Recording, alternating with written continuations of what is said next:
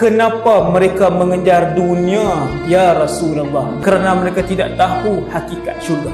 Syurga menyediakan kemahuan kita walaupun kita duduk di dunia. Kenapa Nabi suruh utamakan akhirat? Kenapa Rasulullah minta utamakan Allah? Sebab kita nak pergi satu tempat, itu ialah kampung halaman kita satu ketika dulu. Dan mereka tidak tahu hakikat dunia yang sementara dan penuh penipuan. Nak tahu apa itu dunia? Allah Ta'ala dah jawab dalam Quran.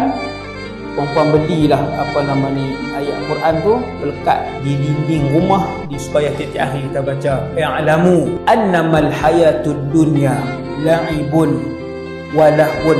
Tulis makna di bawah. Tiap-tiap kali kita masuk, kita nampak ayat hakikat dunia yang diciptakan oleh Allah Jalla Jalaluh, baru ingat, oh ni dunia.